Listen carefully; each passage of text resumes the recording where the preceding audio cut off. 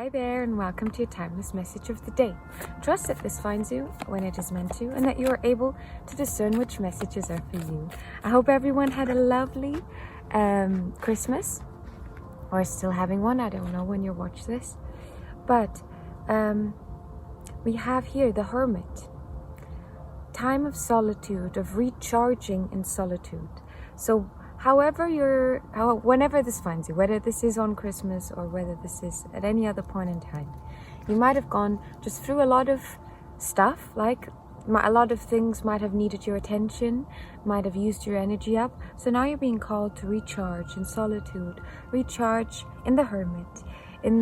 Specifically in this deck, he's shown as a hermit who lives in a cave and feeding off of this spiritual endless well. I think that's really, really nice. So maybe reconnecting with your spirituality, doing some sort of, work in regards to that. We're going to look deeper into this. This is obviously just the first card. Let's see what you need to hear, my dear. What is going on with the Hermit here? And we have the Daughter of Swords. You're making decisions. You might have been having to make decisions left and right, or this could also be a matter of communication. The swords are the mind.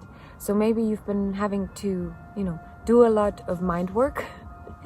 But I'm sensing, because there is these two in this deck, there is these two birds there, and it feels like there is this, like two people, two minds going against one another potentially.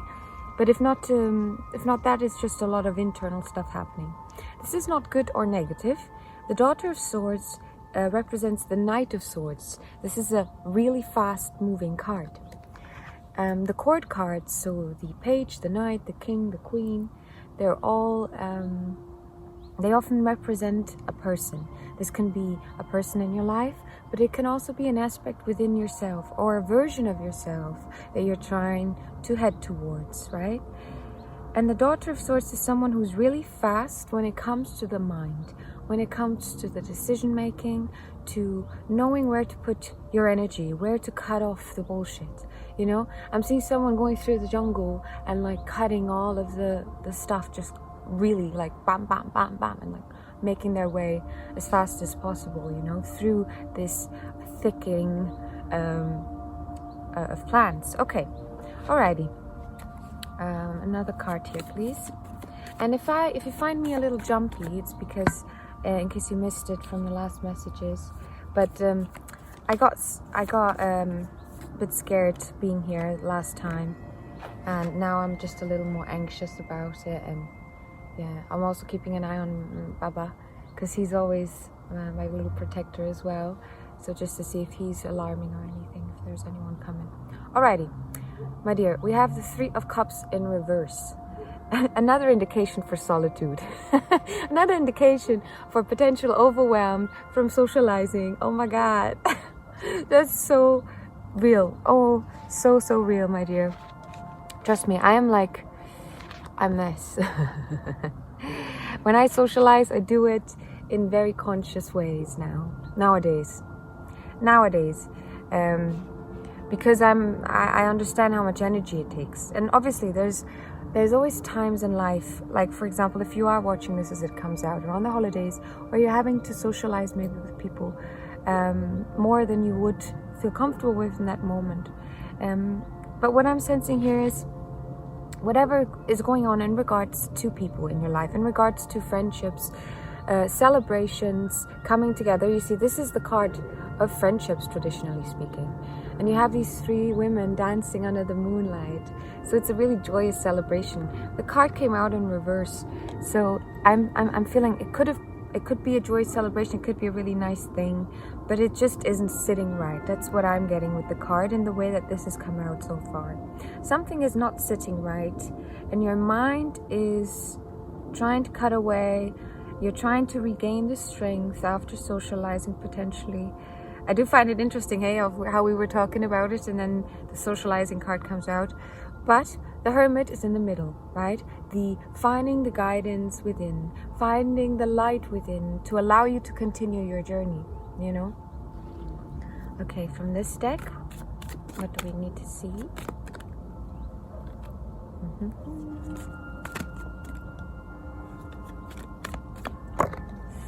abundance. Ay, that's lovely. Abundance. And I just realized that actually I don't like this design. They did a stylistic choice here that I'm not very happy about. I don't know, I'm gonna share it with you guys, but I don't know if you can even see it from the camera, but like this little amulet that looks like an avocado, it was placed graphically on top of the grapes, and I don't like that.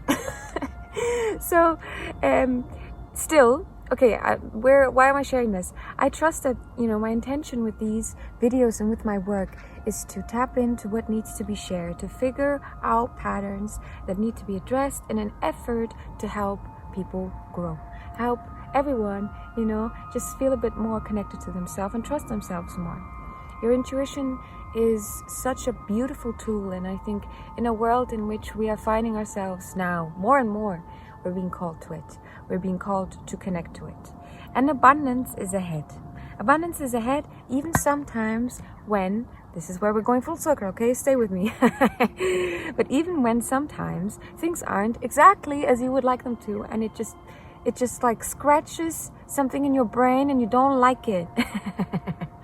Like me, for example, right now, the fact that this is not behind it. Why the hell do I have to look at the graphic on top of the grape? It should be behind the grape.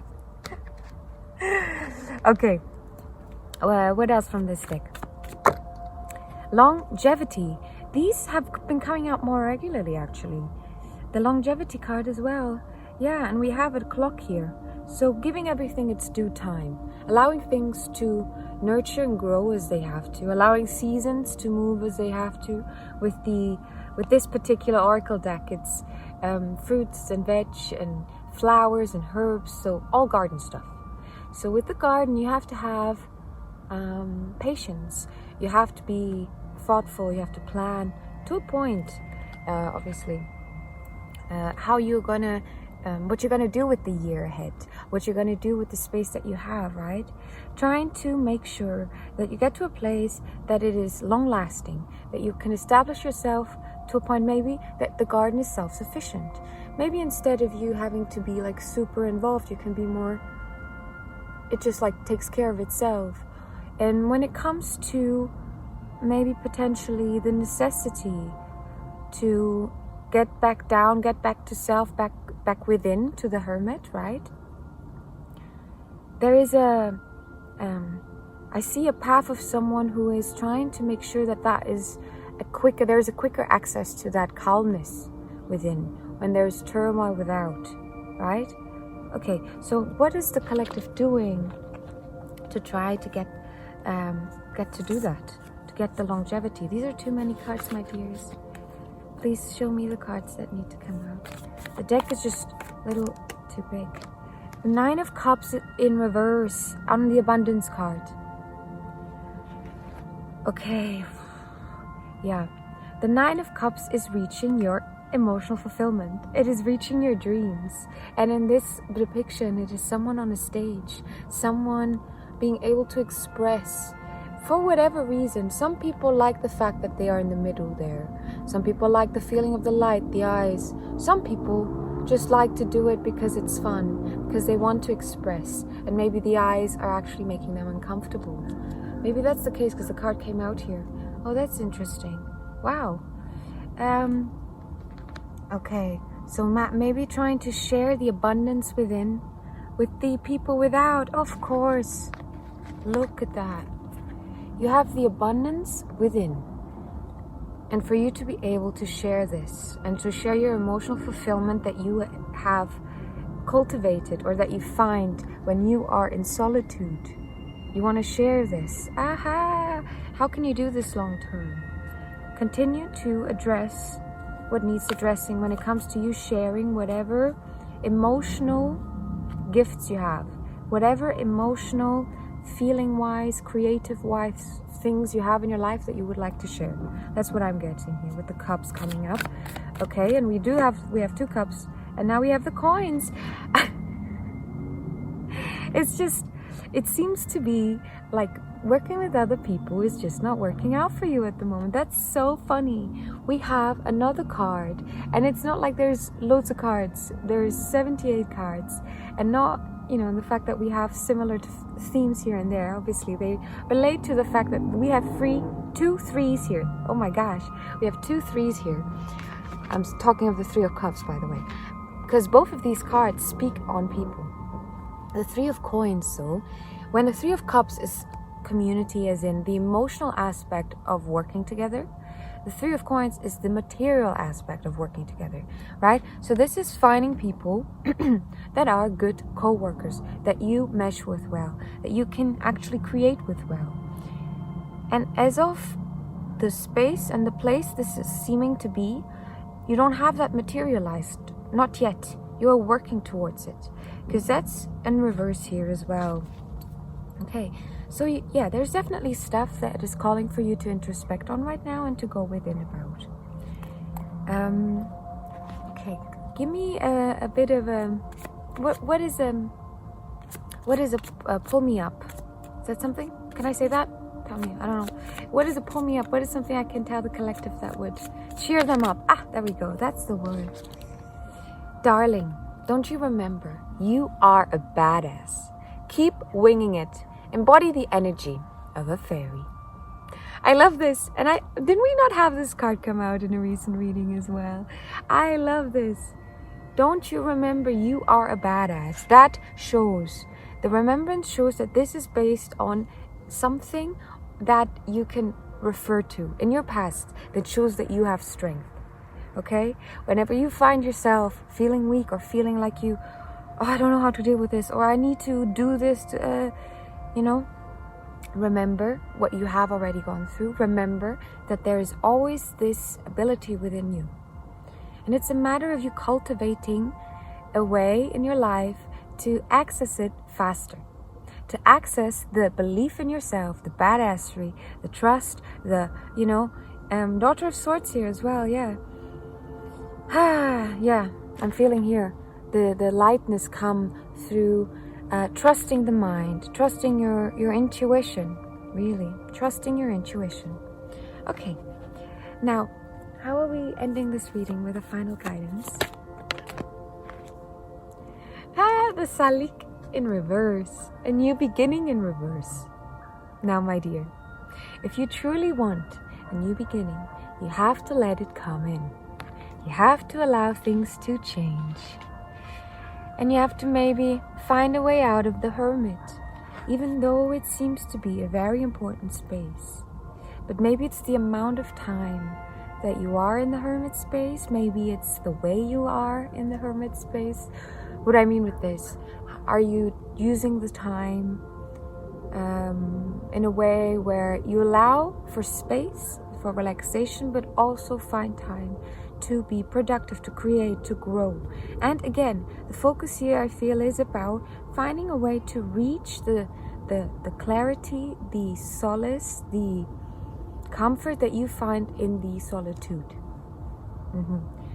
And finding a way to get to that faster when there is external stuff happening and people around you. Alrighty. Okay, shall we finish this reading? Are we ending it? One more, come on. No, we have to do 2 more. I was just thinking, we have to do 2 more. For symmetry's sake. By the way, you don't have to do anything, okay? I just like to do things how I like to do them. Just like how everyone is an individual. And I honestly believe in our world, we need to... things are so skewed these days. Individuality is a beautiful thing, but individuality means being genuine. It's not a made up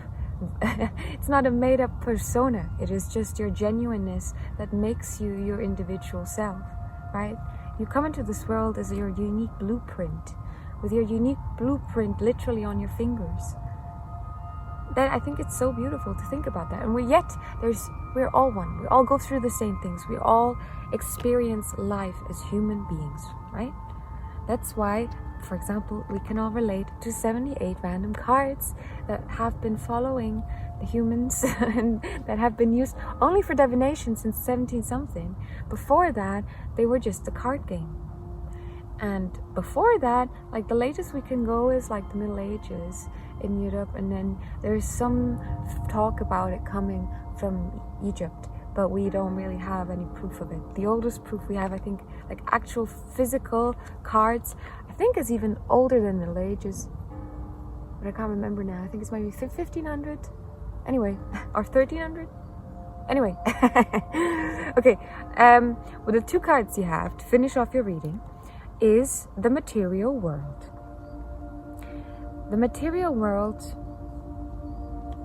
is in a place of standstill. The 5 of coins. Does that mean things are actually stopping and nothing's happening, and you know what I mean? No, but the 5 of coins is a point of poverty.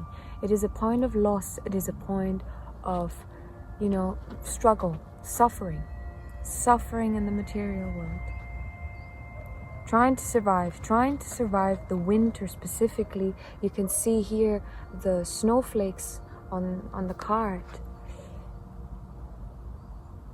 And in a cosmic joke way, and the beauty of paradox, that I truly believe seems to be that which in which we actually exist. But the Shah of Coins came out, the King of Coins, the King of the material in reverse. So the joke here is to see, you know, whatever is happening right now in the material world, you want to calm, you want this to like move on to a better space and time, then disconnect from it. As in, do not place your importance in it. Do not see yourself as the master of it, because you are not. You are not in charge right now. You're not in control right now. And the only way that you can find a moving ahead or a new beginning is by going within. Doing the work that is necessary for you to step back outside, my dear. All right, but that is going to be your message. Thank you so much if you made it up to here. Watch out for a 2025 in review video. I'm very excited. I've been planning on it, which is going to be followed up by 2026 in preview. Thought that was so funny. And yeah, I'll see you then, my dears. Have a lovely rest of your year. Bye-bye.